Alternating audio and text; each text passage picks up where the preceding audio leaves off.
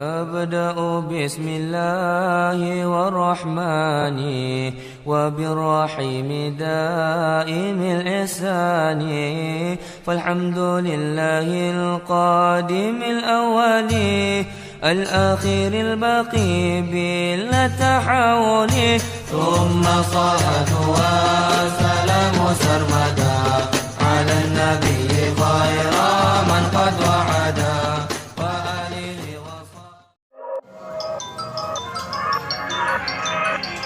Subscribe, like, and share.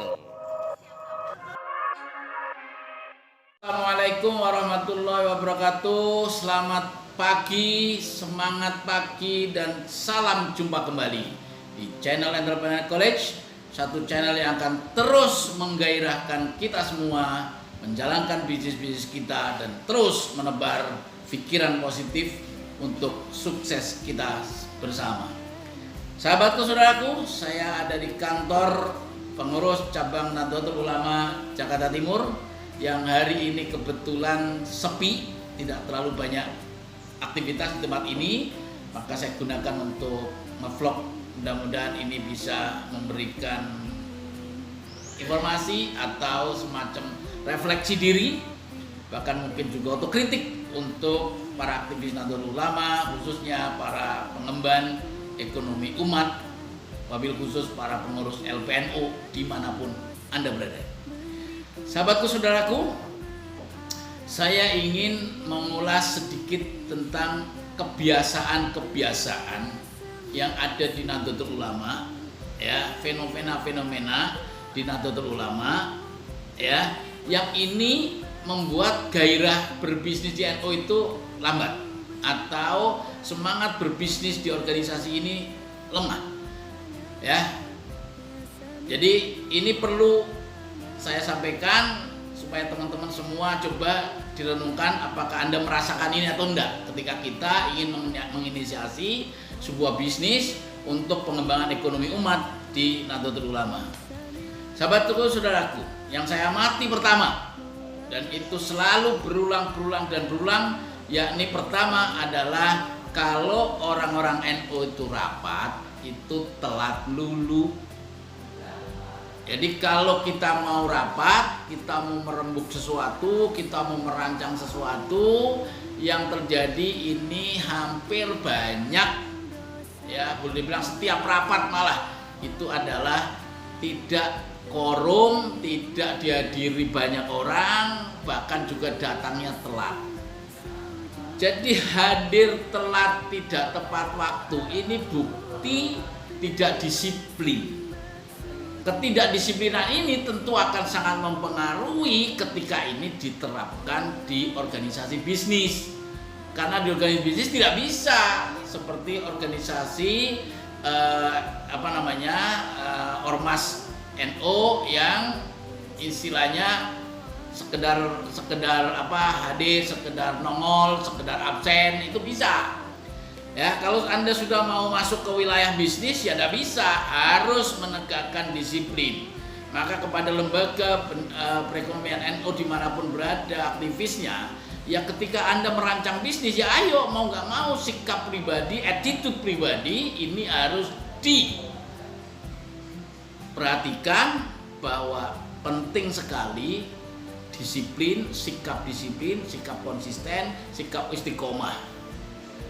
Karena kalau hadir aja susah, bagaimana terjadi sebuah perdebatan untuk merancang sebuah strategi bisnis yang lebih rumit, lebih jelimet ke depannya, ya kan? Karena apa ya tadi, hadir aja untuk ngobrol itu datang telat, tidak disiplin, tidak komitmen, tidak istiqomah. Ini adalah satu fenomena di Nahdlatul Ulama dan itu berulang. Ya, rapat tidak pernah tepat waktu, gitu ya, molor semuanya, akhirnya semua agenda jadi molor, bahkan tidak jarang berantakan.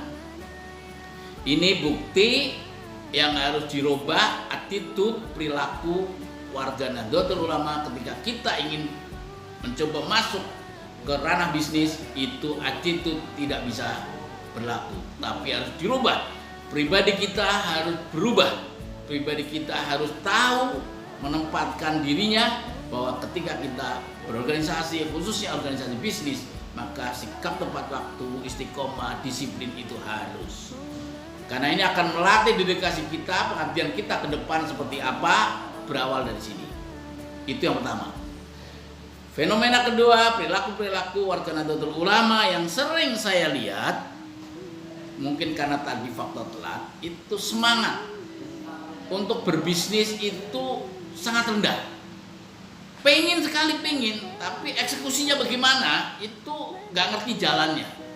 Ya karena nggak ngerti jalannya, nggak ngerti formulasinya, mungkin itu yang akhirnya membuat semangat kawan-kawan kadang muntaber, mundur tanpa berita.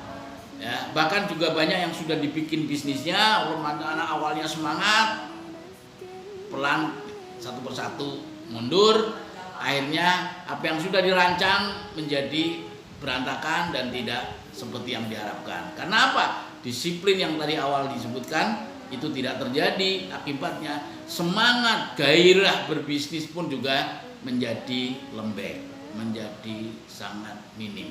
Itulah sebabku ini perlu apa? Perlu install, perlu motivator, perlu coach, perlu pendamping, perlu inspirator, ya.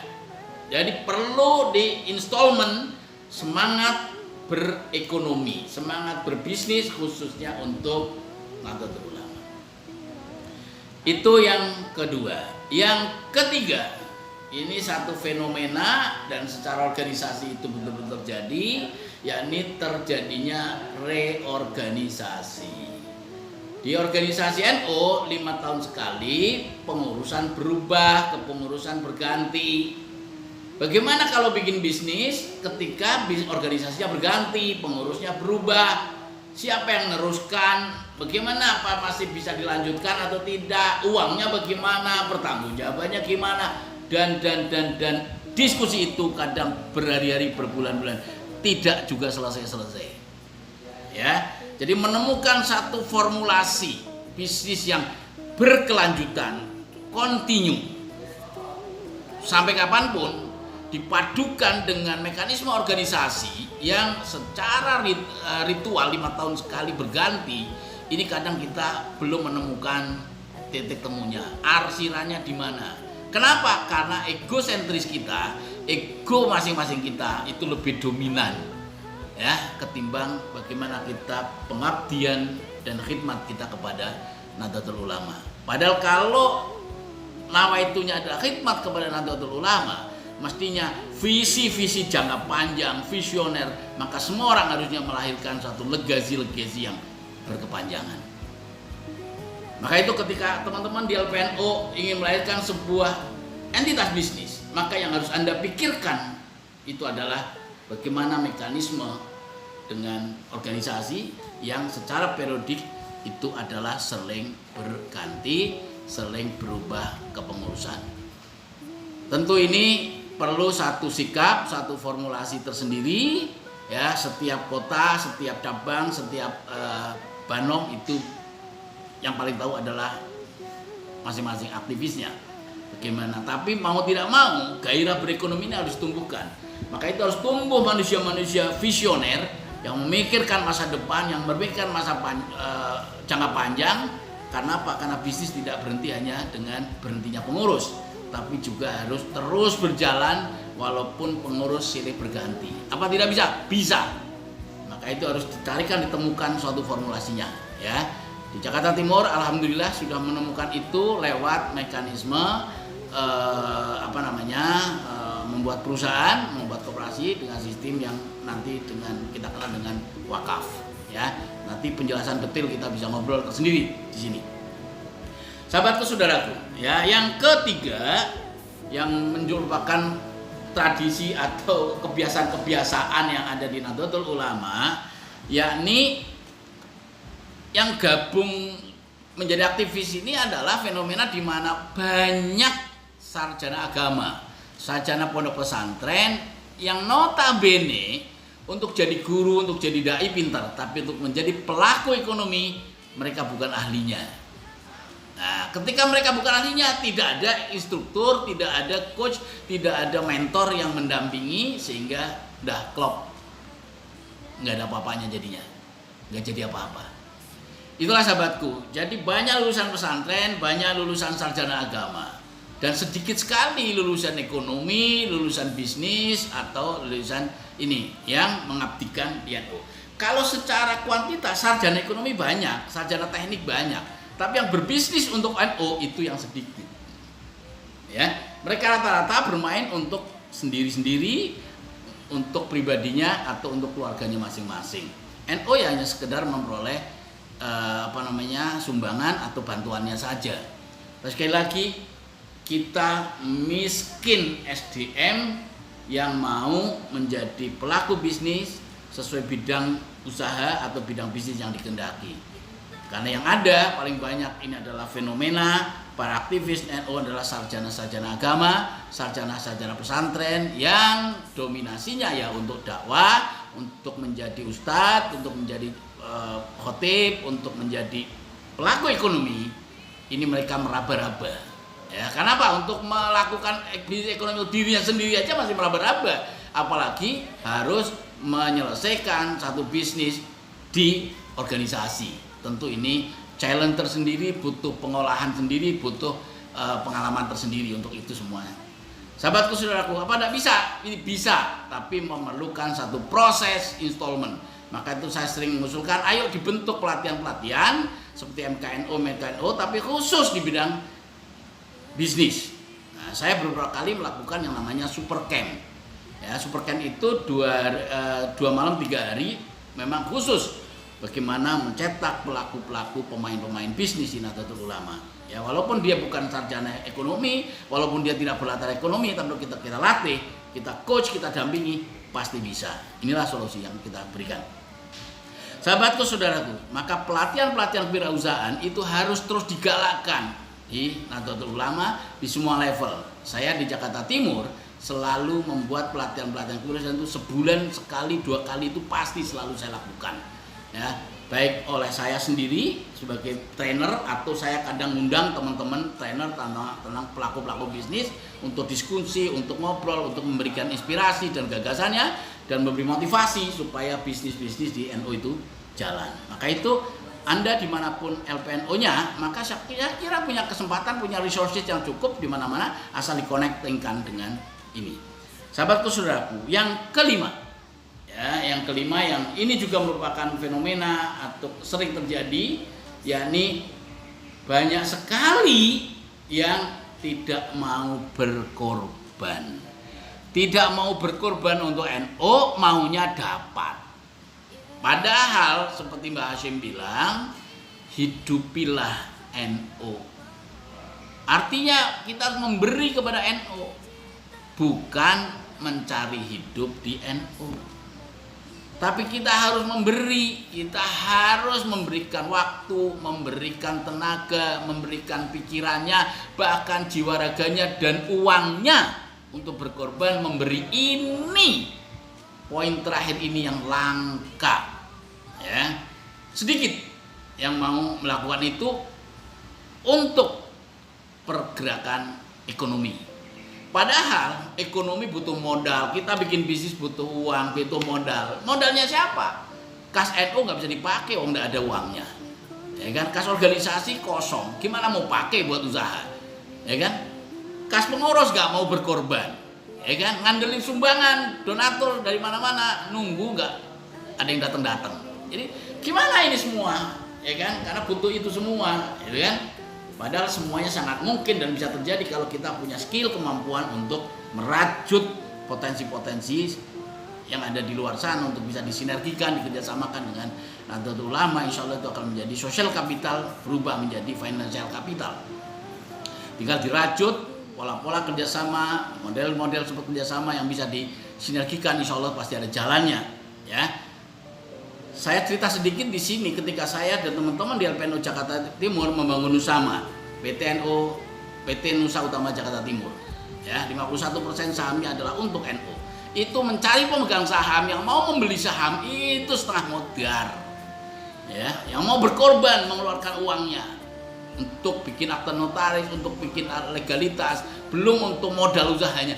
Waduh, itu setengah modal itu kita. Betul-betul kita harus menguras energi, menguras waktu dan juga biaya. Karena kemana-mana kan biaya sendiri. Ya, orang yang mau berkorban di NU itu sedikit. Ya, wabil khusus berkorban untuk pengembangan ekonomi umat. Kenapa? Uang Anda taruh di NU Samad, di NU atau di mana belum tentu hasilnya berapa. Itu yang membuat orang takut, tidak percaya, atau juga sanksi tentang kemampuan NU dalam berbisnis. Karena banyak terjadi peristiwa di mana di NU bisnis-bisnis itu endingnya tidak nyaman, endingnya tidak enak, bubarnya tidak wise, tidak indah. Maka itu ketika kepercayaan itu tidak didapat, ya susah orang percaya, susah investor masuk, susah funding kita dapetin. Maka itu kita harus mau berbenah diri, kita harus melakukan otokritik, kita harus berbenah profesionalisme kita supaya kita bisa dipercaya orang, supaya kita bisa bersinergi dengan banyak orang sehingga peluang-peluang banyak bisa kita tawarkan. Pengalaman saya membangun koperasi itu juga mencari investornya. Itu di koperasi Sahabat NU itu awal-awal mendirikannya setengah mati kita untuk bisa mencarikan. Setiap hari di Japri, di grup, kemudian itu nggak ada respon. Kenapa? Sekali lagi, berkorban untuk NU itu sangat sedikit orangnya. Ya, itulah sahabatku. Ya, harus dibutuhkan keyakinan besar bahwa ini organisasinya ulama, organisasi para kiai yang saya yakin wasilah mereka, karomah mereka itu akan menetes ke kita untuk keberkahan hidup kita. Apa yang kita kerjakan insya Allah memberikan barokah dan memberikan manfaat kepada diri kita, keluarga kita, masyarakat di sekitar kita, dan lantaran seperti itu juga pada endingnya pasti akan memberikan kontribusi pada kemandirian Nahdlatul Ulama dan kesejahteraan warganya. Terima kasih sahabatku. Mudah-mudahan ini bisa memberikan semangat, motivasi, dan inspirasi sekaligus juga otokritik untuk sesama aktivis Nahdlatul Ulama dimanapun berada. Afa minkum, wallahu muwaffiq ila aqwamit thoriq. Assalamualaikum warahmatullahi wabarakatuh.